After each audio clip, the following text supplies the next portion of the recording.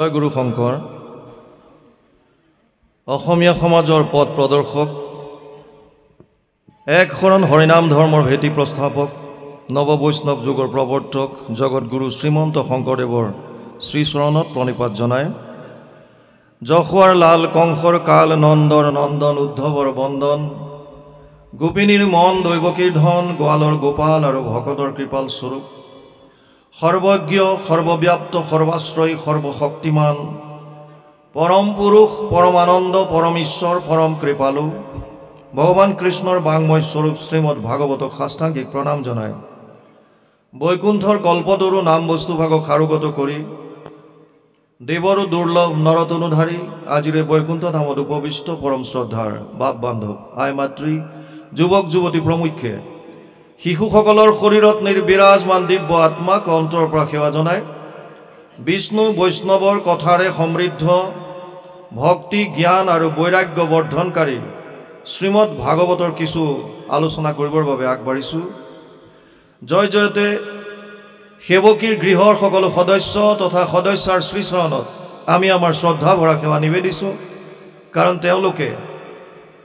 তেওঁলোকৰ বাবে আজি এটা বিশেষ দিন তেওঁলোকৰ গৃহত গুৰু গৃহভাগ প্ৰতিষ্ঠা কৰিছে ভগত বৈষ্ণৱ নিমন্ত্ৰণ কৰি আনি বৈকুণ্ঠৰ কল্পতৰু নাম সিংহভাগ চৈতন্য কৰাৰ লগতে শ্ৰীমদ ভাগৱতৰ কিছু শ্ৰৱণ কীৰ্তনৰ যি ব্যৱস্থা কৰি দিছে যুগধৰ্মৰ ফালৰ পৰা ব্যাসদেৱে ইয়াক এক শ্ৰেষ্ঠ কৰ্ম বুলি অভিহিত কৰিছে প্ৰভু ভগৱন্তৰ চৰণত একান্ত শৰণ আৰু তেওঁৰ লীলাসমূহ ভকতৰ সংগত শ্ৰৱণ কীৰ্তন ইয়াতকৈ আৰু সুবিধাজনক মাৰ্গ কলিযুগৰ মনুষ্যৰ কাৰণে আন একো দিয়া নাই ই আটাইতকৈ সহজ আৰু সুলভ সেইকাৰণে এই পন্থটোৱে আমাৰ গুৰুজনাই আমাক দি থৈ গ'ল এক শৰণ হৰিনাম ধৰ্ম হিচাপে আৰু এই শ্ৰৱণ কীৰ্তনৰ ব্যৱস্থাই যিসকলে এনেকৈ উদ্যোগ লৈ সুবিধা কৰি দিয়ে তেওঁলোক সেৱাৰ যোগ্য শ্ৰদ্ধাৰ পাত্ৰ আমি পুনৰবাৰ সেৱকীৰ গৃহৰ সকলো সদস্য তথা সদস্যাৰ শ্ৰীচৰণত ভক্তি ভৰা সেৱা জনাইছোঁ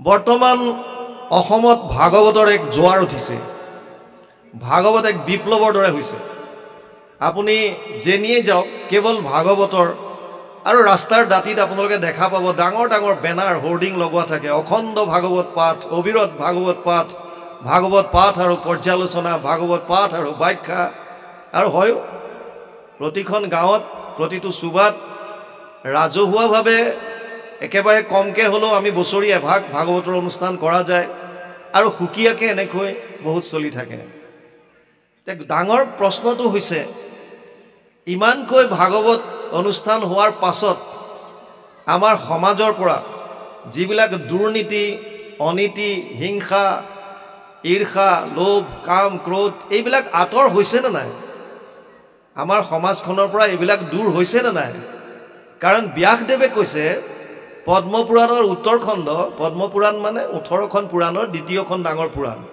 আটাইতকৈ ডাঙৰ পুৰাণখন হৈছে স্কন্দ পুৰাণ য'ত ৮১,১০০টা শ্লোক আছে দ্বিতীয়খন ডাঙৰ পুৰাণ হৈছে পদ্মপুৰাণ য'ত ৫৫,০০০ শ্লোক আছে ইয়াৰ শেষৰ খণ্ডটোত উত্তৰ খণ্ডত ৬টা অধ্যায়ত ভাগৱত মাহাত্ম্য নাম দি ভাগৱতৰ মাহাত্ম্য গাইছে ব্যাসদেৱে তাত তেওঁ প্ৰথম অধ্যায় ১২ নম্বৰ শ্লোকত লিখিছে এতদস্মাৎ পৰম কিঞ্চিত মনশুদ্ধে ন বিদ্যতে জন্মান্তৰে ভৱেৎ পুণ্যম তথা ভাগৱতম লভেৎ পদ্মপুৰাণ উত্তৰখণ্ড প্ৰথম অধ্যায় ভাগৱত মহাত্ম্যৰ প্ৰথম অধ্যায় ১২ নম্বৰ শ্লোক অৰ্থাৎ মন শুদ্ধিকৰণৰ কাৰণে ভাগৱততকৈ শ্ৰেষ্ঠ গ্ৰন্থ আন একো নাই কিন্তু এই ভাগৱত গ্ৰন্থ জন্মান্তৰে ভৱেৎ পুণ্যম তথা ভাগৱতম লভেৎ বহুত জন্মৰ পুণ্যৰ ফলতহে আমি শুনিবলৈ পাওঁ আৰু এতিয়া ওপৰে ওপৰে চালে আমি দেখোঁ যে বৰ্তমান সময়ত ভাগৱতৰটো জোৱাৰ উঠিছে চবফালে ভাগৱত শ্ৰৱণ কীৰ্তন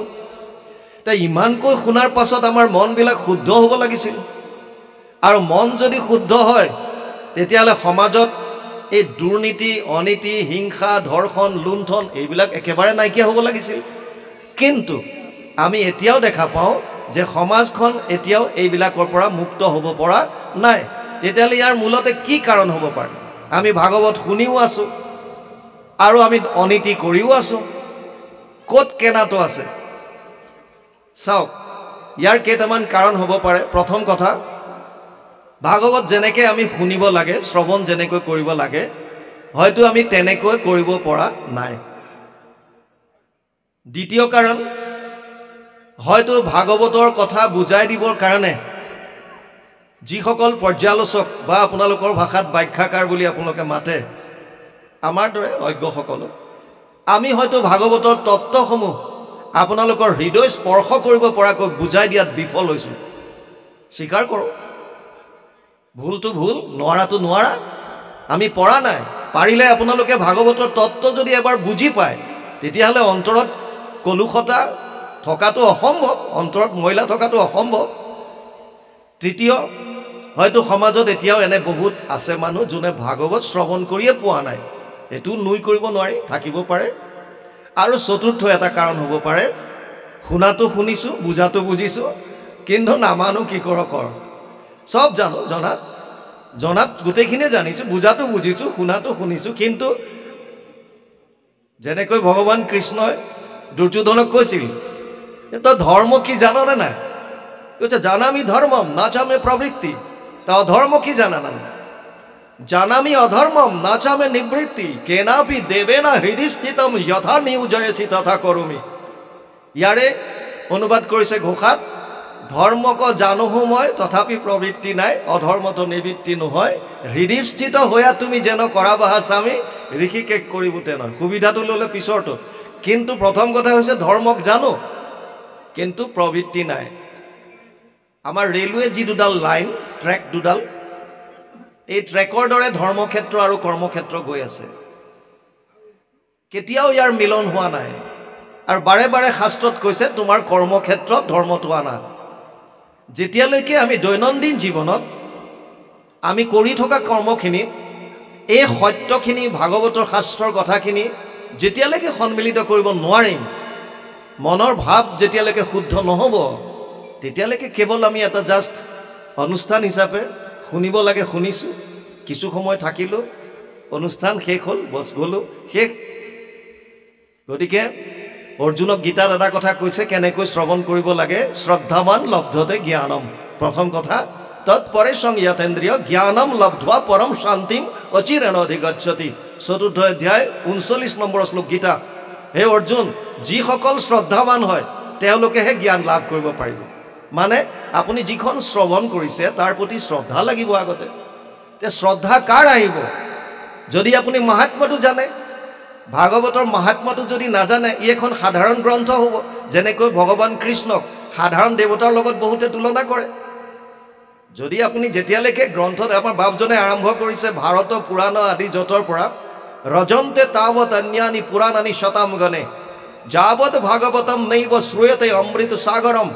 12, 13, 14 দ্বাদশ স্কন্ধ ত্ৰয়োদশ অধ্যায় 14 নম্বৰ শ্লোকৰ অনুবাদ, যিটো বাপজনে আৰম্ভ কৰিছে ভাৰত পুৰাণ আদি যত, ভাগৱতৰ শ্লোকৰ পৰা অনুবাদ কৰিছে মহাপুৰুষ মাধৱদেৱে। তাৰমানে ভাগৱত গ্ৰন্থখন আহিলে বাকী তাত আৰু যিমানবিলাক গ্ৰন্থ আছে পুৰাণ আদি, সেইবিলাকৰ কোনো কাম নাই, কোটি সূৰ্যসম প্ৰকাশ কৰি থাকে। এতিয়া মাহাত্ম্যটো যদি আমি গমেই নাপাওঁ, তেতিয়াহ'লে সেই গ্ৰন্থখনৰ প্ৰতি আমাৰ শ্ৰদ্ধা নাহে। এতিয়া কেতিয়া শ্ৰদ্ধা আহিব? অকণমান হ'লেও মহিমাটো জানিব লাগে। ব্যাসদেৱে সেইকাৰণেই ভাগৱতৰ মাহাত্ম্য লিখিবৰ কাৰণে পদ্মপুৰাণত 6টা অধ্যায় লিখিছে, কিন্তু সময় কম। আমি গতিকে আজি ইয়ালৈ যাম, কেতিয়াবা সময় পালে আমি এক্সট্ৰাকৈ ভাগৱতৰ মাহাত্ম্য কৰিম। মুঠতে ভাগৱতৰ মাহাত্ম্য যদি জানিব বিচাৰিছে, ভাগৱতৰ মাহাত্ম্যৰ কাৰণে পদ্মপুৰাণৰ উত্তৰ খণ্ডত ভাগৱত মাহাত্ম্য 6টা অধ্যায়ত বৰ্ণন কৰিছে। তাত আপোনালোকে অধ্যয়ন কৰিলে গোটেইখিনি বস্তু পাব। ভাগৱত আৰম্ভ হৈছে নৈমিষাৰণ্যত। 28,000 ঋষিয়ে সুতমুনিক ভাগৱতৰ ব্যাখ্যাৰ আসনত বহুৱাই দিছে আৰু ভাগৱত আৰম্ভ কৰিছে শৌনকৰ এটা প্ৰশ্নৰ দ্বাৰা। শৌনক, যিজনক পদ্মপুৰাণৰ উত্তৰ খণ্ড ভাগৱত মাহাত্ম্যত শৌনক কোন বুজাই দিছে। নৈমিষে সুতমাসীন অভিবাদ্য মহামতিম কথামৃত ৰসস্বাদ কুশল শৌনক অব্ৰবীত। ভাগৱত মাহাত্ম্য পদ্মপুৰাণ প্ৰথম অধ্যায় 3 নম্বৰ শ্লোক। যিজন কথামৃত ৰস পান কৰাত কুশল, মানে শ্ৰৱণত যিজন পটু, শ্ৰৱণত যিজন কুশল, সেইজনক শৌনক বুলি চিনাকি কৰাই দিছে। আৰু সৌনকে প্ৰশ্ন কৰিছে সুতমুনিক। আপোনালোকে জানে 28 সহস্ৰ ঋষি যি বেদত প্ৰধান আছিল তেওঁলোকে 1000 বছৰ প্ৰথমতে যজ্ঞ কৰিছিল। কিয়? কলিযুগৰ মানুহৰ কল্যাণ সাধিবৰ কাৰণে। কিন্তু একো ফল নাপালে, নোপোৱাৰ কাৰণে সুতমুনিৰ মুখেদি ঈশ্বৰৰ লীলা শ্ৰৱণ কৰিবৰ কাৰণে সুতমুনিক ব্যাখ্যাৰ এখনত বহুৱাই দিছে আৰু সৌনকে প্ৰশ্ন আগবঢ়াই দিছে। সৌনকৰ প্ৰশ্ন আমাৰ গুৰুজনাই প্ৰথমতে অনুবাদ কৰিছে, সৌনক বদতি শুনা সুত মহামানী, পৰম পাতকী কলি পাইলে হেন জানি, আৰম্ভিলো যজ্ঞ আশী সহস্ৰ বছৰ, হোমধুমে ধূম্ৰবৰ্ণ ভৈলা কলে বৰ, যিটো কৰ্ম কৰোৱাটো নাহিকে বিশ্বাস, আপোনাৰ আয়ুস কৰিলো ব্যৰ্থে না। অৰ্থাৎ কৰ্মকাণ্ডৰ দ্বাৰা আমাৰ একো লাভ নহ'ল, গতিকে এতিয়া দ্বিতীয় অপশ্যন আমাক দিয়া। প্ৰশ্ন কৰিছে, তত্ৰ তত্ৰ অঞ্জস আয়ুষ্মান ভৱতা যদ বিনিশ্চিতম, পুংসাম একান্তত শ্ৰেয় তৎ না সমচিতুম অৰ্হসি। 1:1-9 প্ৰথম স্কন্ধ প্ৰথম অধ্যায় 9 নম্বৰ শ্লোক ভাগৱত। কলিযুগৰ মানুহৰ পুংসাম একান্তত শ্ৰেয়, কলিযুগৰ মানুহে কৰিবলগীয়া কল্যাণকাৰক কৰ্মটো কি সেইটো আমাক কোৱা, যিটো আমাৰ বাপজনে কৈছে, যিটো আমি জানিব লাগে। আমি কি কৰা উচিত? কেনেকৈনো পৰীক্ষিতৰ ব্ৰহ্মজ্ঞান লাভ হ'ল, কি কৰিছিল তেওঁ যিটো মেথড কৰি থৈ গৈছিলে, যদ যদ আচৰতি শ্ৰেষ্ঠ তদেৱ ইতৰজন স যদ প্ৰমাণম কুৰুতে লোকাস্তদনুবৰ্ততে। 3য় অধ্যায় 21 নম্বৰ শ্লোক গীতা। অৰ্জুনক কৈছে, জ্যেষ্ঠসকলে শ্ৰেষ্ঠসকলে যেনেকুৱা আচৰণ কৰি যায় অনুগামীসকলে তাৰেইতো অনুশীলন কৰে। গতিকে আমি পৰীক্ষিতেনো কেনেকৈ পালে, একেবাৰে সুন্দৰ কথা কৈছে, কেনেকৈ ব্ৰহ্মজ্ঞান লাভ হ'ল সেই কথাটো জানিলে আমি সেইটো ফৰ্মুলা এপ্লাই কৰিব পাৰোঁ, আমাৰ কাৰণেও কামত আহিব। এতিয়া সৌনকে প্ৰশ্নটো আগবঢ়াই দিলে যে কলিযুগৰ মানুহৰ কাৰণে শ্ৰেষ্ঠ কি, কল্যাণকাৰক কৰ্ম কি। কিন্তু এটা কথা প্ৰথমে বুজি লওক, বিভিন্ন কৰ্মৰ কথা ভাগৱতে কৈছে, বেদত কৈছে, ভুৰিনি ভুৰি কৰ্মাণি শ্ৰোতব্যানি বিভাগস অথ সাধুঅত্ৰ যত সাৰম সমুদ্ধৃত্য মনীষয়া মাম ব্ৰূহি শ্ৰদ্ধানানাম যেন আত্মা সম্প্ৰসিদতি। 1:11 বেদত বিভিন্ন কথা কৈছে, শাস্ত্ৰত বিভিন্ন কথা কৈছে। কোনোবাই কৈছে যাগ যজ্ঞ পূজা পাতল, কোনোবাই কৈছে ধ্যান ধাৰণা সমাধি, কোনোবাই কৈছে জপ তপ তীৰ্থ। কিন্তু সৌনকৰ প্ৰশ্ন হ'ল যে তুমি হৈছে সৰ্বজ্ঞ, মানে শাস্ত্ৰজ্ঞ, সকলো জানা। সৰ্বজ্ঞ বুলি ক'লে ভুল হ'ব, তুমি সকলো জানা, গতিকে তুমি সমস্ত শাস্ত্ৰৰ সাৰটো উদ্ধাৰ কৰি আমাক কোৱা। এটা কথা খালি মন কৰিবা যে কলিযুগৰ মানুহৰ আয়ুস কম, প্ৰায়ে না অল্পায়ুষ সভ্য কল অস্মিন যুগে জনা, মন্দ সুমন্দ মতয়ো মন্দ ভাগ্য হি উপদ্ৰতা। 1:10 প্ৰথম স্কন্ধ প্ৰথম অধ্যায় 10 নম্বৰ শ্লোক। আমাৰ কলিযুগৰ মানুহৰ আয়ুস কম, স্মৃতি শক্তিহীন, ভাগ্যহীন, স্মৰণ শক্তি একেবাৰে নাথাকে। গতিকে আমাৰ প্ৰতি লক্ষ্য ৰাখি উদাহৰণটো দিবা, উপায়টো দিবা। আৰু তেতিয়া সুতমুনিয়ে কোৱা আৰম্ভ কৰিছে, প্ৰথমে উপায় দিলে, সবেই পুংসাম পৰো ধৰ্ম যত ভক্তিৰ অধুক্ষজে অহেতুকি অপ্ৰতিহত যেন আত্মা সম্প্ৰসিদতি। আত্মাৰ শান্তিৰ কাৰণে কেৱল আৰু কেৱল কৃষ্ণত পৰম ভক্তি কলিযুগৰ মানুহৰ, আৰু তাৰ বাহিৰে কল্যাণ মাৰ্গ একো দিয়া নাই। কিন্তু দুটা চৰ্ত দি দিলে, যি দুটা চৰ্ত আমিবিলাকে মানিব পৰা নাই। এটা দিলে অহেতুকি, মানে হেতু থাকিব নালাগে। দ্বিতীয়টো দিলে অপ্ৰতিহত, মানে নিৰন্তৰ, কণ্টিনিউ, আনব্ৰেকেবল। এই দুটা চৰ্ত যদি আমি মানিব পাৰোঁ তেতিয়াহ'লে আমিও যিটো পৰীক্ষিতে গতি পাইছে, ব্ৰহ্মজ্ঞান লাভ যেনেকৈ কৰিছে, সেইটো গতি আমাৰো পাব পাৰিব। কিন্তু এই চৰ্ত দুটা অকণ মানিবলৈ কৈছে। কোনটো?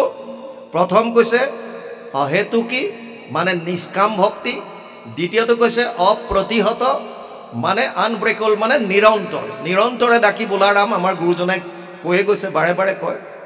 ভাগৱত তাৰপিছত আগবাঢ়িছে, 10টা লক্ষণ আছে মূল ভাগৱত সংস্কৃতত, 12টা স্কন্ধ, 335টা অধ্যায়, 5,96,000 শব্দ, 10টা লক্ষণ।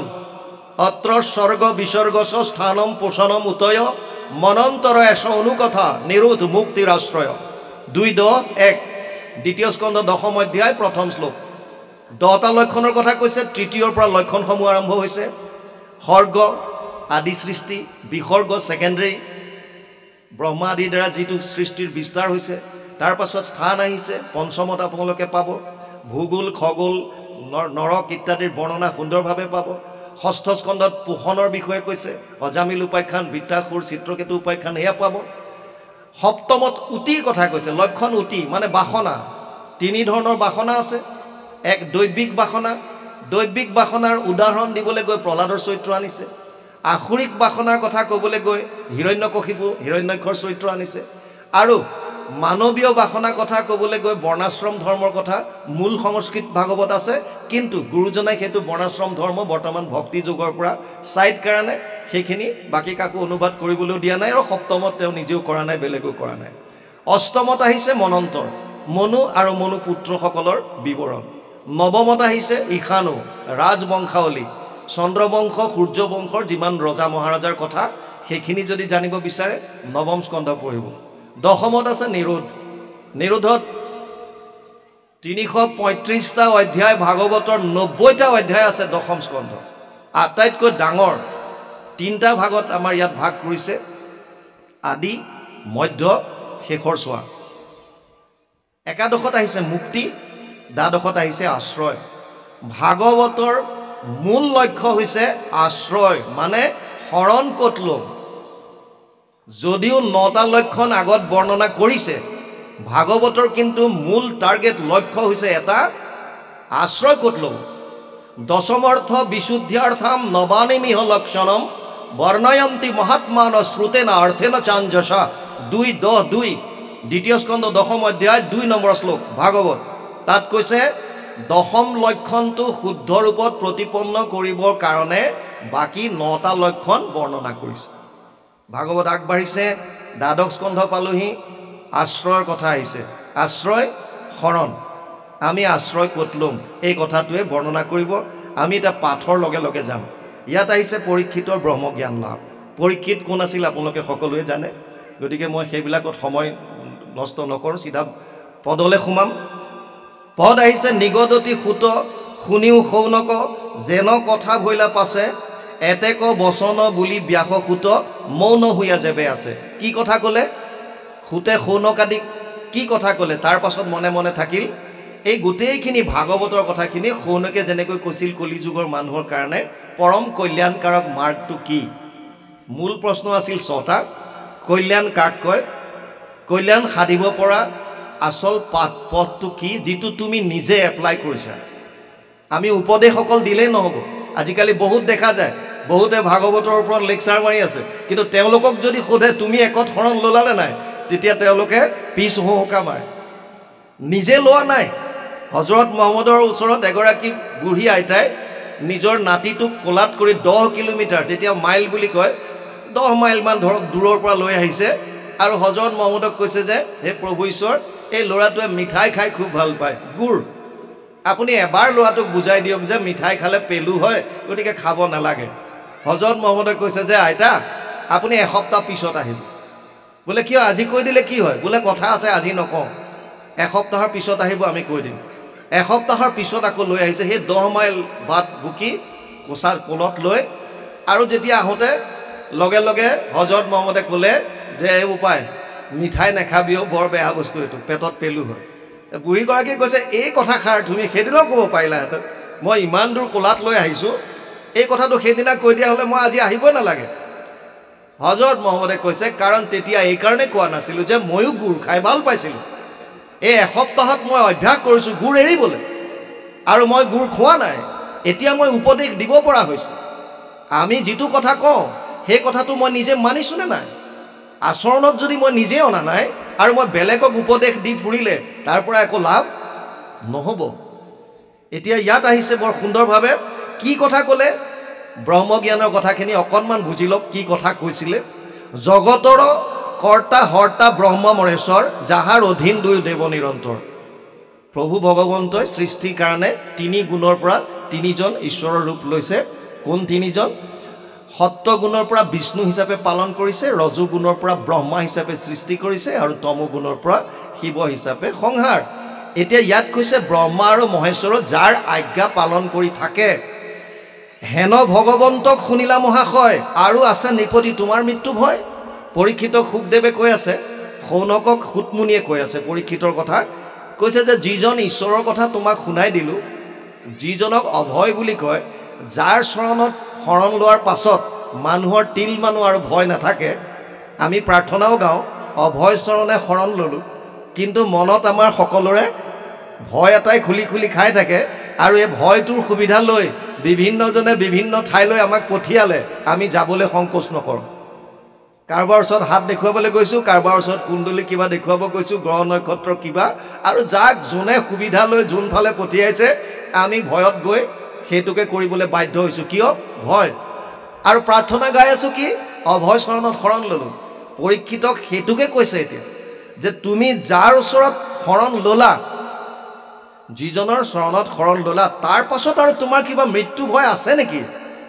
যিজনৰ ঈশ্বৰৰ আজ্ঞাধাৰী, এই ব্ৰহ্মা আৰু মহেশ্বৰ অৰ্থাৎ শিৱ, যিজন ঈশ্বৰৰ আজ্ঞাবাহী, গতিকে সেইজনৰ কথা শুনাৰ পাছত তোমাৰ আৰু কি ভয় আছে? আউৰ কি মৰিবা তুমি আপুনি কৃতাৰ্থ, শুনিলাহা ভাগৱতৰ কথা পৰমাৰ্থ, ভৈলকুটি জন্মৰ পাতেক্ষয় চুৰ, মৰোহেন মনৰ অজ্ঞান কৰা দূৰ। তুমি যে মৰিবা এই কথাটো মনৰ পৰা আঁতৰ কৰা। কি ব্ৰহ্মজ্ঞান লাভ কৰিলে? যে মই কোন, মই কোন, মই ক'ৰ পৰা আহিলোঁ, কি কৰা উচিত, মই ক'লৈ যাম, এই সত্যটো জানিছে। আমাৰ প্ৰায়বিলাকৰ এটাই খেলি মেলি হয় যে মই কোন, আমি শৰীৰটোকে মই বুলি ভাবোঁ। এই ভুলটো কেতিয়া ভাগে? যেতিয়া এজনৰ মৃত্যু হয়। আমি খবৰ পাওঁ যে আজি পুৱা বা আবেলি, ধৰি লওক কোনোবা এজন ব্যক্তি বৈকুণ্ঠগামী হ'ল, আমাক আহি পেলাই কোনোবাই খবৰ দিয়ে আজি ৰমেশ গ'ল নহয়। আৰু আমি তেতিয়া সকলো তেওঁৰ ওচৰলৈ যাওঁ, তেওঁৰ গৃহলৈ যাওঁ, দেখা পাওঁ যে ৰমেশ যোৱা নাই। ৰমেশকতো চোতালত বগা কাপোৰ দি ঢাকি থৈছে। যিজন ৰমেশক কালি মই আবেলি লগ পাইছোঁ, যিজনৰ সৈতে কথা পাতিছোঁ, সেইজন ৰমেশকতো চোতালত শুৱাই থৈছে, ওপৰত খালি বগা কাপোৰ এখন দি থৈছে। একে হাত, একে ভৰি, একে মুখ, চব ঠিক ঠাক আছে, কিন্তু লৰচৰ কৰিব নোৱাৰে, মাত বোল কৰিব নোৱাৰে, একো তাৰ সাৰ সুৰ নাই। তাৰমানে আজিলৈকে যাক ৰমেশ বুলি ভাবি আছিলোঁ, সেই ৰমেশ এইটো নহয়। চবেই সটোলৈকে চাই কৈ আছে বেচেৰাটো কালি সন্ধিয়া কথা পাতিছিলোঁ, আজি ৰাতিপুৱাই গ'লগৈ। আৰে ক'ত গ'ল? এইটোতো সন্মুখত পৰি আছে। কিন্তু তাৰমানে তেতিয়া আমি কওঁ যে আচলতে এইটো ৰমেশ নাছিল, ৰমেশ আছিল এওঁৰ ভিতৰত যিটো শক্তি সোমাই আছিল, যাক আমি আত্মা বুলি কওঁ, সেই আত্মাটোহে আচলতে আছিল। গতিকে এইটোৱে পৰম সত্য।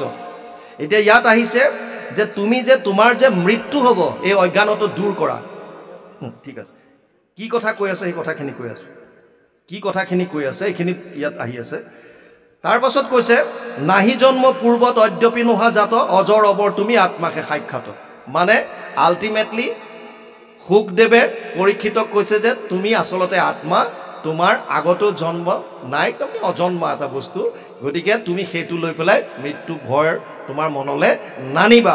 এই কথাখিনি কৈ পেলাই ব্যাসদেৱ যেতিয়া শুকদেৱ যেতিয়া মৌন হ'ল, এতিয়া কি কথাখিনি হৈছে? শৌনকক সুতমুনিয়ে কৈছে, নিগদতি সুত, মানে সুতমুনিয়ে কৈছে শুনিও শৌনক, হে শৌনক যেন কথা পইলা পাছে, এতেক বচন বুলি ব্যাস সুত মৌন হৈয়া যেবে আছে।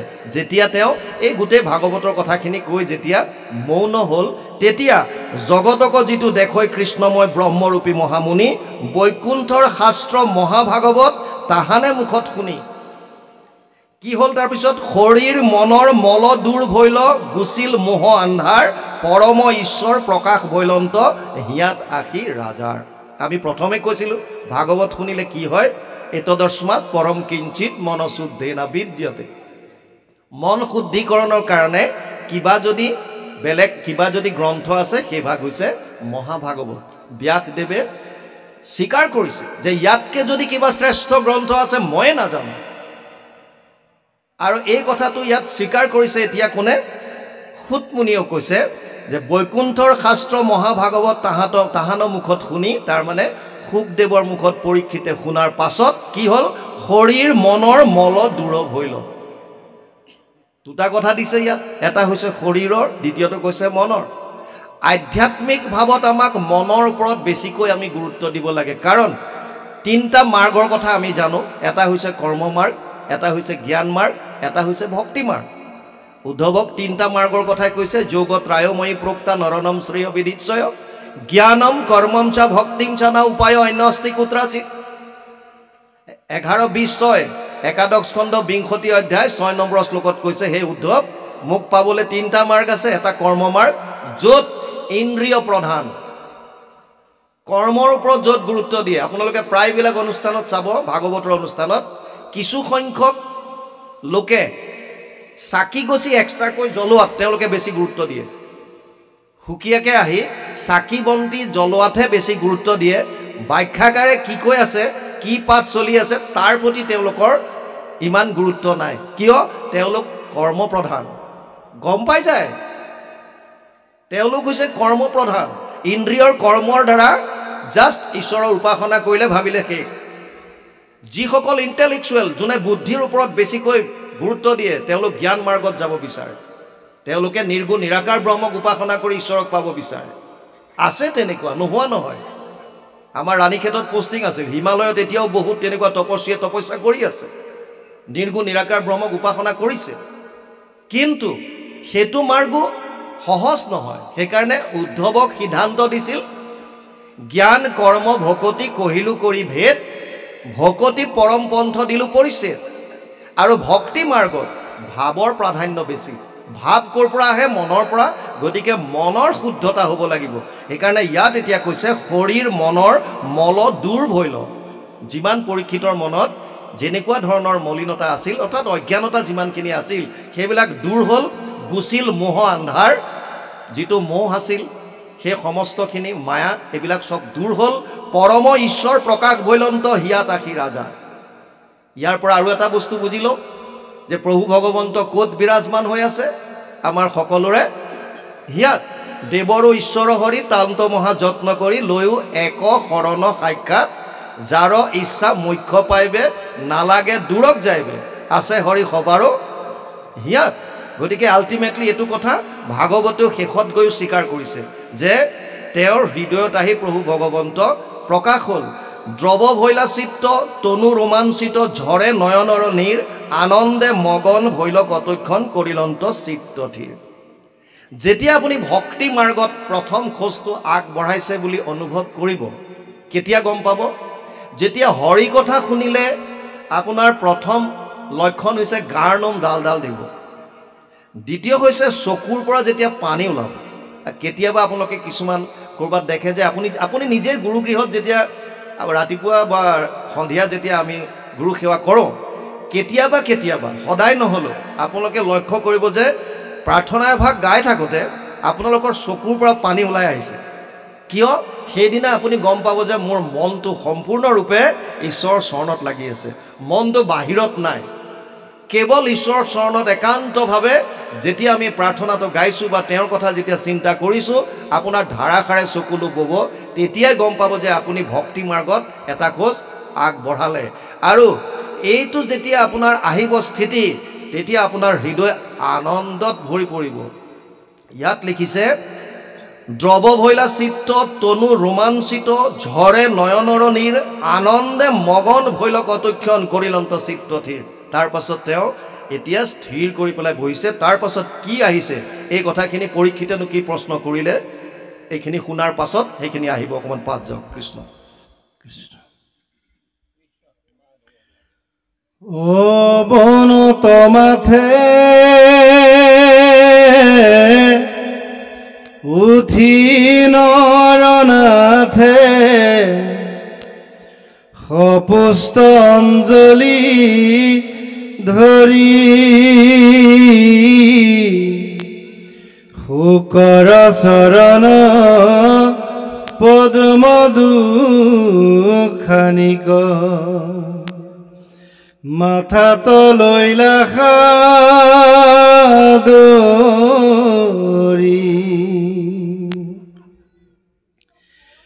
হলুতক মুখে গদ গদ বাক্যে বুলিলা ৰাজা প্ৰণামী কহি পৰমাৰ্থ কৰিলা কৃতাৰ্থ তৰিলো আমি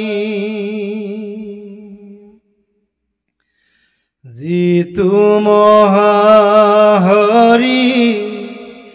ব্ৰহ্মায়াদি কৰি মোহিত যাৰ মায়াত মোহ অন্ধকাৰ গুচায় আমাৰ কৰাইলা তাংক সাক্ষাৎ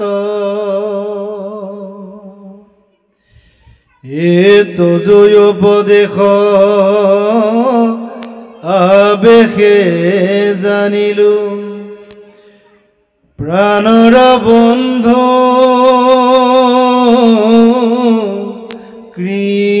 কৃষ্ণক কৰিলা যেন কিনো কৃপামুক চক্ষু দিলা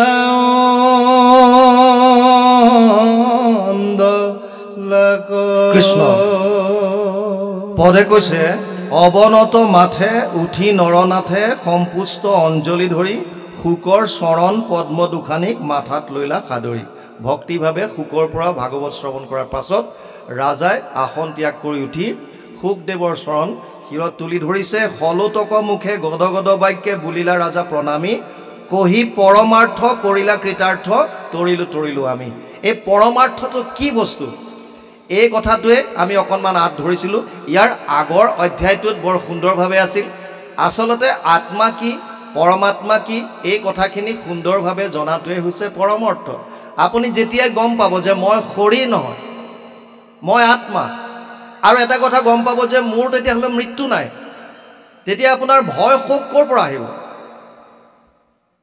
আপুনি যদি গম পায় যে মোৰ কোনোদিন মৃত্যু নহয় আপোনাৰতো ফূৰ্তি লাগিলে যে মই কেতিয়াও নমৰো আমাৰ ভয়টো কিহৰ কাৰণে মৃত্যুৰ কাৰণে ভয় যদি আপুনি এই সত্যটো গম পায় যে মোৰতো মৃত্যুৱে নাই মইতো নমৰো কোনোদিন তেতিয়া আপোনাৰ ভয়টো ক'ত লাগিব এতিয়া আমাৰ ভয়টো কিয় লাগে যে আমি আসলতে মই কোন এই সত্যটো উপলব্ধি কৰিব পৰা নাই সব মূল তিনটা তত্ত্ব ভগৱানৰ তিনটা শক্তি বুলি মানি লওক প্ৰথমটো হৈছে চিত শক্তি যাক ব্ৰহ্মতত্ত্ব বুলি কয় ভগৱানৰ অন্তৰংগ শক্তি বুলি কয় পৰাশক্তি বুলি কয় এটা হৈছে তেওঁৰ মায়া শক্তি যিটো বহিৰংগ শক্তি বুলি কয় মায়া দুই ধৰণৰ আছে এটা জীৱ মায়া এটা গুণ মায়া জীৱ মায়া দুই ধৰণৰ আছে এটাক কয় আৱৰণ এটাক কয় বিক্ষেপণ আৱৰণটোৱে আমাৰ মন বুদ্ধিক ভগৱানৰ দেখা পোৱাৰ মাজত এখন পৰ্দা দি থয় যাৰ যিটো কাৰণে হৃদয়তে থকা ভগৱন্তক আমি দৰ্শন নাপাওঁ আৱৰণটোৰ কাৰণে আৰু এটা হৈছে বিক্ষেপণ মায়াৰ এটা এনেকুৱা শক্তি আছে যিটোৱে আমাৰ মনটোক ভগৱানৰ কাষৰ পৰা আঁতৰাই সংসাৰৰ ফাললৈ সদায় লগাই থয় ধন টকা পইচা পুত্ৰ পৰিবাৰ ভগৱানৰ পৰা মনটো বিক্ষেপণ কৰি আঁতৰলৈ লগাই থয় তৃতীয় তত্ত্বটো হৈছে জীৱ আমাৰ বাহিৰে এতিয়া দুটা তত্ত্ব আছে এক হৈছে ভগৱান তত্ত্ব এক হৈছে মায়া তত্ত্ব একেবাৰে সিধা ফৰ্মুলা আমি হলো জীৱ আমাৰ বাহিৰে দুখনেই পথাৰ আছে এফালে ভগৱান এফালে তেওঁৰ মায়া এই তৃণডালৰ পৰা বনডালৰ পৰা ব্ৰহ্মলোক পৰ্যন্ত যত যিমান দেখা পাইছে সমস্ত বিলাক মায়াৰ অধীনত আহিছে সব মায়া ইয়াৰ পৰা হাত সাৰিব পৰা কোনো নাই এই মায়াৰ আন এটা পাৰ্ট হৈছে গুণমায়া এটা জীৱ মায়া এটা গুণমায়া গুণমায়া তিনটা গুণ সত্যম ৰজস তম ইতি গুণ প্ৰকৃতি সম্ভৱা নিবদ্ধন্তি মহাবাহু দেহে দেহিনাম অব্যয়ম চতুৰ্দশ অধ্যায় 5 নম্বৰ শ্লোক গীতা তাত কৈছে হে অৰ্জুন মোৰ তিনটা গুণ আছে মায়াৰ কি তিনটা সত্যগুণ ৰজগুণ আৰু তমগুণ এই তিনটাৰ দ্বাৰাই তিনটা গুণে বিক্ষোভিত হৈ মহতত্ত্ব তাৰ পৰাই অহংকাৰ তাৰ পিছতে ক্ৰমাগতভাৱে পঞ্চভূত 5 তন্মাত্ৰা 5 জ্ঞানেন্দ্ৰিয় 5 কৰ্মেন্দ্ৰিয় আৰু অন্তঃকৰণৰ আমাৰ 4টা বস্তু আমি কওঁ এই 24 তত্ত্বৰ দ্বাৰা আহি পেলাই শৰীৰটো হৈছে মায়া হল জ্বৰ যেনেকৈ আত্মাটো ওলাই যোৱাৰ পাছত যিটো শৰীৰ পৰি থাকে সেইটো পঞ্চভূতি শৰীৰে, কিন্তু লৰচৰ কৰিব নোৱাৰে। তাত আৰু এটা শক্তি সোমাই থাকে, এই জীৱতত্ত্বটো আত্মা। গতিকে যদি আপোনালোকে বুজি পায় যে মই এই শৰীৰটো নহয়, আমি কোনো কোনো সময়ত উপলব্ধিও কৰোঁ আপুনি যাক মই কৈ আছে যে মই, আপুনি সেই মইটো এবাৰ ভাবক আপুনি সৰু হৈ আছিলে কেঁচুৱা, তাৰ পাছত মনত পেলাওক মই 5 বছৰৰ আগতে মই বুলিয়ে কৈ আছিলোঁ, কলেজত পঢ়োঁতে ময়ে আছিলোঁ, ওলাই আহিলোঁ ময়ে, চাকৰি কৰিলোঁ ময়ে, চাকৰিৰ পৰা ওলাই আহিলোঁ ময়ে, এতিয়া ভকতৰ লাইনতো ময়ে, তাৰমানে আছোঁ ময়ে, কিন্তু শৰীৰটো সেইটোৱে আছেনে? ক্ষণে ক্ষণে চেঞ্জ হৈ আছে, যিটো নিত্য প্ৰলয় বুলি কৈছে। মই যদিও কৈ আছোঁ, কিন্তু শৰীৰটোতো আপোনাৰ মই হৈ থকা নাই এতিয়াও, আপোনাৰ শৰীৰ আপোনাৰ সলনি হৈ আহি আছে। অৰ্জুনক ইয়ালৈকো কৈছে বাসামচি জীৰ্ণানি যথা বিহায় নবানি গৃহণতি নৰোপৰাণি তথা শৰীৰানি বিহায় জীৰ্ণানি অন্যান্য সংয়াতি নবানি দেহি। 2য় অধ্যায় 22 নম্বৰ শ্লোক গীতা। হে অৰ্জুন, যেনেকৈ মানুহে কাপোৰ ফাটি গ'লে নতুন বস্ত্ৰ পৰিধান কৰে, ঠিক তেনেকৈ আত্মাই এটা শৰীৰ তেওঁৰ থাকিবৰ কাৰণে যেতিয়া অযোগ্য হয় বা শৰীৰটো যেতিয়া শিথিল হৈ পৰে, সেই শৰীৰ ত্যাগ কৰি বেলেগ শৰীৰ ধাৰণ কৰে। আত্মাৰ তাৰমানে মৰণ নাই, এইটো কথা সমস্ত শাস্ত্ৰই, হিন্দু ধৰ্মৰ আপোনালোকে যিমান গ্ৰন্থ মেলি চাওক এইটোৱে ক'ব যে আত্মাৰ মৃত্যু নাই। গতিকে মই এতিয়া চাওক, মই আৰু মোৰ দুটা বস্তু। মই যদি কওঁ যে এইখন কাৰ গামোচা, মোৰ গামোচা, তাৰমানে মই গামোচাখন নহয়। এইখন কাৰ চেলেং, মোৰ চেলেং, তাৰমানে মই চেলেংখন নহয়। এইটো কাৰ হাত, মোৰ হাত, মানে মই হাতটো নহয়। মোৰ যিমানবিলাক বস্তু আছে, মোৰ ঘৰ, মোৰ দুৱাৰ, মোৰ গাড়ী, মোৰ টকা পইচা, এইবিলাক বস্তু মই হ'ব নোৱাৰোঁ। তাৰ মানে এইটো কাৰ শৰীৰ, মোৰ শৰীৰ, তাৰমানে মই শৰীৰটো। আমি প্ৰায়ে কওঁ আজি 2 দিনমানৰ পৰা মোৰ গাটো ভাল লাগি থকা নাই। মোৰ গাটো ভাল লাগি থকা নাই মানে মই বেলেগ আৰু মোৰ গাটো বা শৰীৰটো বেলেগ, মোৰ শৰীৰটোহে বেয়া লাগি আছে। এই তত্ত্বটো যদি বুজি লওঁ, এতিয়া এই শৰীৰটোৰ কথা কৈছে যিহেতু ই মায়াৰ দ্বাৰা সৃষ্ট, এইটো বিনাশী, দুৰ্লভ মানুষ দেহ দেহিনাম ক্ষণভংগুৰ। 11:2:29 নিমিৰজাই নৱসিদ্ধক কৈছিল যে যদিও শৰীৰটো ক্ষণভংগুৰ তথাপিও দুৰ্লভ, কিন্তু এটা কথা মানি লৈছে যে শৰীৰটো ক্ষণভংগুৰ। ই জলৰ বুট বুলি কৈছে, বিজুলীৰ চমক বুলি কৈছে, পানীৰ জলৰ ৰেখা বুলি কৈছে, বিভিন্ন উদাহৰণ দিছে। শৰীৰটো বিনাশী। এতিয়া যদি মই শৰীৰ বুলি ভাবি থাকোঁ, যিটো আমি সকলোৱে ভাবি আছোঁ, এই শৰীৰটোকে মই বুলি ভাবোঁ, সেইকাৰণে আমাৰ মৃত্যুলৈ ভয় লাগে। আৰু সেইকাৰণেই আমি সুবিধাবাদীজনৰ ওচৰত চাৰেণ্ডাৰ কৰি দিওঁ আৰু তেওঁলোকে আমাৰ পৰা সুবিধা লৈ যি য'ত কৰিবলগীয়া আছে উলিয়াই লয়। ভাগৱতৰ মূল কথা হৈছে আপোনালোকে যদি চাৰেণ্ডাৰ কৰিব বিচাৰিছে, অৰ্থাৎ যদি আশ্ৰয় ল'ব বিচাৰিছে, তেতিয়াহ'লে তেনেকুৱা এজনৰ ওচৰত লওক যিজনৰ আশ্ৰয় লোৱাৰ পাছত আপোনাৰ কোনো ধৰণৰ মৃত্যু ভয় নাথাকে। এতিয়া এই তত্ত্বখিনি আল্টিমেটলি সুন্দৰভাৱে পৰীক্ষিতক বুজাই দিলে। সেইকাৰণে কৈছে যে হলোত কহি পৰমাৰ্থ কৰিলা কৃতাৰ্থ তৰিলো আমি। তাৰমানে মই যে আত্মা, এই কথাটো তুমি মোক বুজাই দিলা। শৰীৰটো বেলেগ বস্তু, মায়াৰ দ্বাৰা সৃষ্ট, ই বিনাশী, আৰু আত্মাটো হৈছে ই সনাতন নিত্য। এই তত্ত্বটো বুজাই দিলা। তাৰ পাছত কৈছে যিটো মহাহৰি ব্ৰহ্মা আদি কৰি মোহিত যাৰ মায়াত মোহ অন্ধকাৰ গুচাই আমাৰ কৰাইলা তাংক সাক্ষাৎ। আমি কৈছিলোঁ 3টা তত্ত্বৰ কথা বা 3টা শক্তি, তাৰে এটা হৈছে মায়া। এই মায়া চতুশ্লোকী ভাগৱতত যেতিয়া প্ৰভু নাৰায়ণে ব্ৰহ্মাক ভাগৱত ভাগ দিছিল প্ৰথম, 2য় শ্লোকটোত মায়াৰ বিষয়ে কৈছে ঋতেৰ্থে যৎ প্ৰতীয়ত না প্ৰতীয়ত চাত্মানি তদ বিদ্যাদ আত্মনো মায়া যথা আভাসো যথা তম। 2:9-34 2য় স্কন্ধ 9ম অধ্যায় 34 নম্বৰ শ্লোক ভাগৱত অনুবাদ কৰিছে গুৰুজনাই 2য় স্কন্ধত। মায়াৰ বিষয়ে একেবাৰে পানীৰ দৰে ভাষাত লিখিছে। মায়া কি? অবস্তুক দেখাওয় বস্তুক আৱৰি এহিকে মোহৰ মায়া জানা নিষ্ট কৰি। নাথাকিতো যেন দেখি চন্দ্ৰমা দুটয়, থাকিতো ৰাহুক যেন কেহু নেদেখয়। এতিয়া নাথাকিতো চন্দ্ৰ দুটা কেতিয়া দেখে?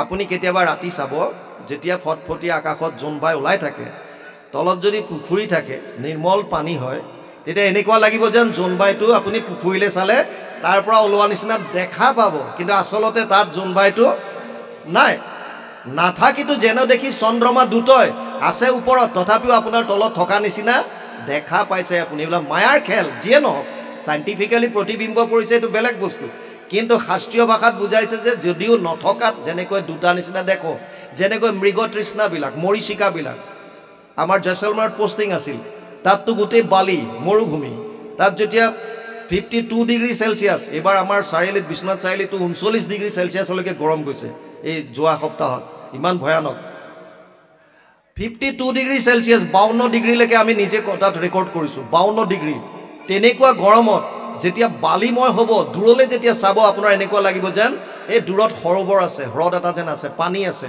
কিন্তু আপুনি যদি গৈ থাকে সেইটো পিছলৈ গৈ থাকিব আলকটৰা দিয়া ৰাস্তাবিলাকত পকী ৰাস্তাবিলাকত যদি বেছিকৈ আলকটৰা থাকে খুব গৰম যেতিয়া পৰে ৰ'দ যেতিয়া পৰে তেতিয়াও আপুনি দূৰৰ পৰা দেখিলে তাতো পানী থকাৰ নিচিনা এটা দেখা পোৱা যায় উদাহৰণ দিছে যেনেকৈ সেইটো পানী নহয় লাগে পানী পানী মায়াই আমাক তেনেকুৱা কৰে অবস্তুক বস্তু কৰি দেখুৱায় যিটো আচলতে যিটো বস্তুৰ পৰা আমাৰ কোনো ধৰণৰ লাভ নহয় না ইহলোকত না পৰলোকত কিন্তু তাতে আনন্দটো আছে বুলি ধন জন পুত্ৰ পৰিবাৰ ঘৰ দুৱাৰ ইত্যাদি ইত্যাদিত আমাৰ মনটো লগাব বিচাৰি থাকে এই মায়াত একেবাৰে সাধাৰণ জীৱ এটাৰ পৰা বুলি ব্ৰহ্মা পৰ্যন্ত কোনো হাত সাৰি যাব পৰা নাই আৰু সেইটো কাৰণে ব্ৰহ্ম ভুৱনালোক পুনৰাৱৰ্তিনো অৰ্জুন মামুপেত্যত কৌন্তেয় পুনৰ্জন্মনা বিদ্যতে অষ্টম অধ্যায় 16 নম্বৰ শ্লোক গীতা অৰ্জুনক কৈছে হে অৰ্জুন মোৰ মায়াৰ পৰা হাত সাৰিব পৰা নাই ব্ৰহ্মাও সেইকাৰণে ব্ৰহ্মালৈকে ব্ৰহ্মলোকত থকা জীৱ যিমান আছে জ্ঞান মাৰ্গৰ দ্বাৰা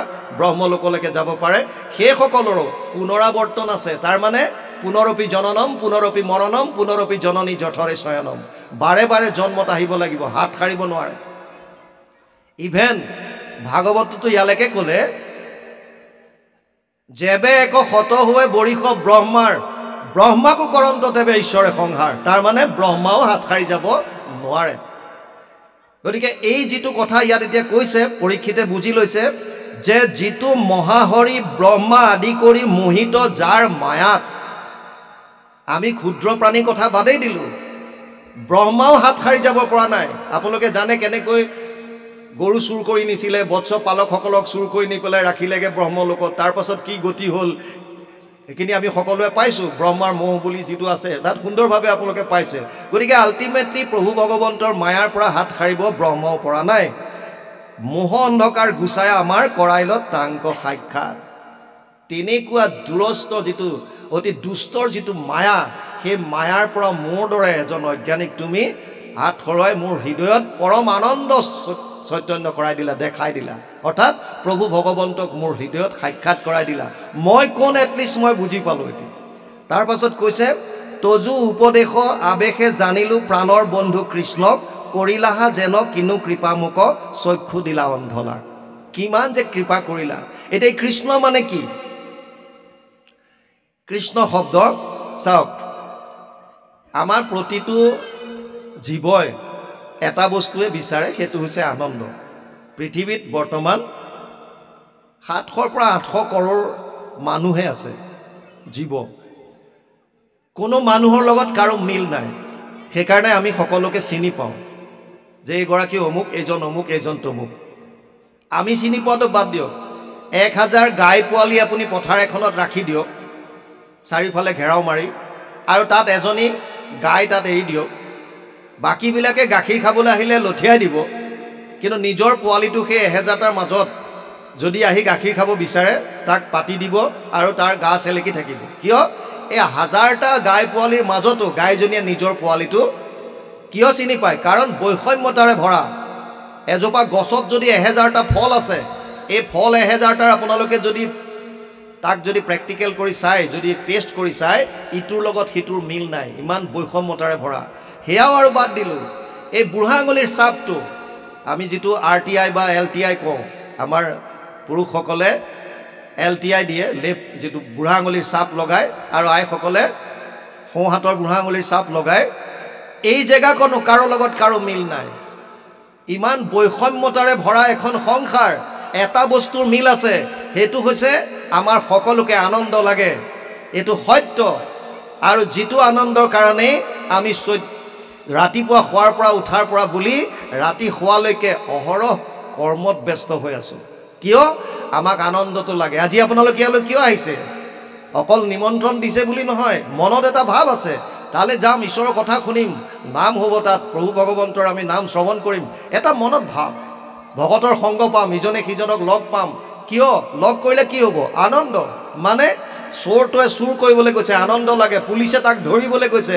আনন্দ লাগে এক্সট্ৰিমিষ্ট জংঘলত ঘূৰি আছে আনন্দ লাগে সকলোকে আনন্দ লাগে আনন্দটো পাম কেনেকৈ সেইটোৰ কথাই আল্টিমেটলি ইয়াত কৈছে যে যিজন কৃষ্ণত শৰণ ল'লে তুমি আনন্দ পাবা এটা কৃষ্ণ কোন কৃষ্ণ শব্দৰ অৰ্থ উদ্যোগত দিছে মহাভাৰতৰ কৃষি ভূবাচক শব্দ ন নিবৃত্তিবাচক দ্বয়োৰেকাত পৰম ব্ৰহ্ম কৃষ্ণ ইতি অভিধীয়তে মানে আমাৰ মহাপুৰুষে অনুবাদ কৰিছে কৃষ হেন শব্দ এইটো পৃথিৱী বাচক ভৈলা ন আনন্দত প্ৰৱৰ্তয় দুইৰো এক পদ মিলি পৰম ব্ৰহ্ম ৰূপ কৃষ্ণ নাম আনন্দক মাত্ৰ কয় কৃষ্ণ মানে আনন্দ আৰু আনন্দ যেটো আমাক লাগে সেইটো মানে কৃষ্ণ যদি আমাক আনন্দ লাগে তেতিয়ালে যেতিয়ালৈকে আপুনি আনন্দত আশ্ৰয় নলয় তেতিয়ালৈকে আপুনি কোনোদিন আনন্দ নাপায় আপুনি ডাক্তৰৰ তাত গৈছে আপোনাৰ অসুখ হৈছে ডাক্তৰে টেষ্ট কৰিলে কৰি প্ৰেছক্ৰিপশ্যন এখন দিলে যে মেডিচিন কিনি লৈ যাব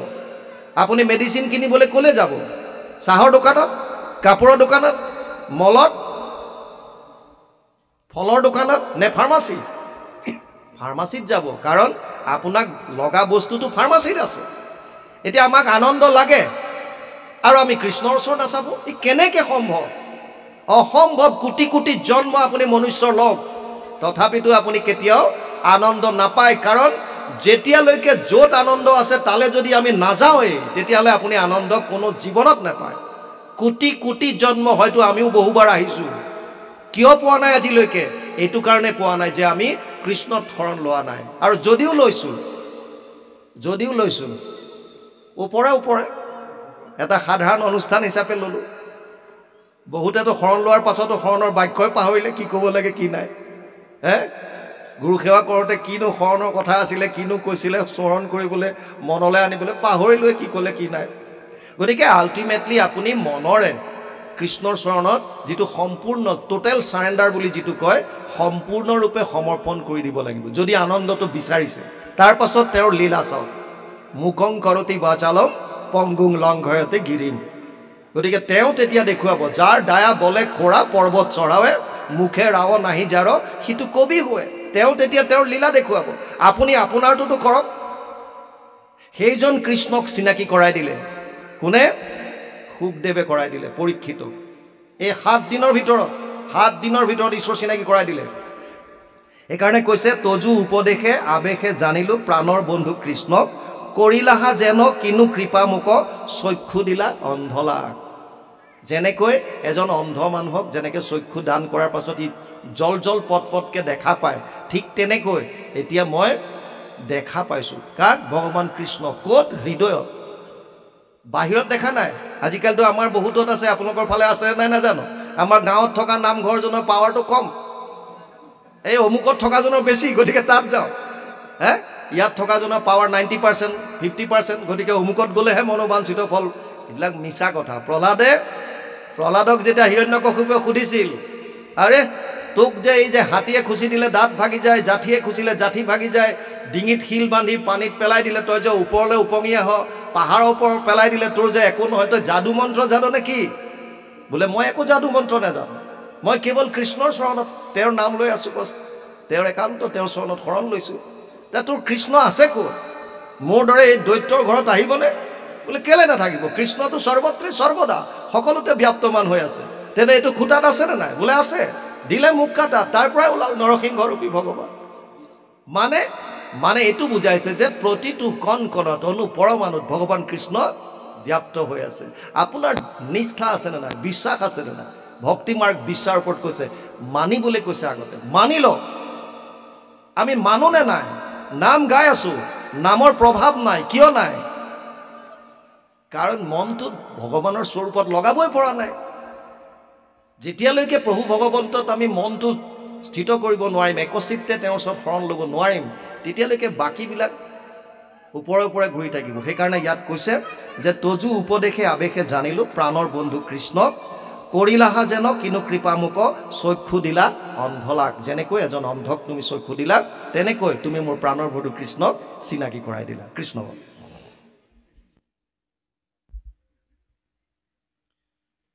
হে ৰাম সংসাৰ তাপত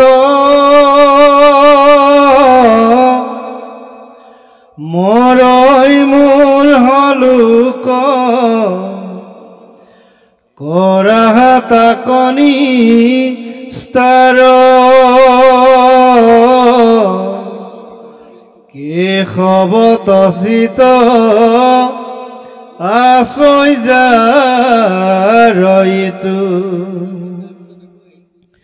নহিয়দভূত তাৰ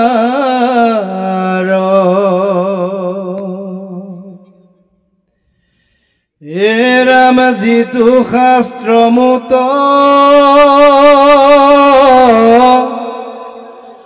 কৰিলা হঠাৎ কিছুনে দেখিলো আন ঈশ্বৰ কৃষ্ণক প্ৰকাশে সদায় নামেহে ধৰ্ম প্ৰধান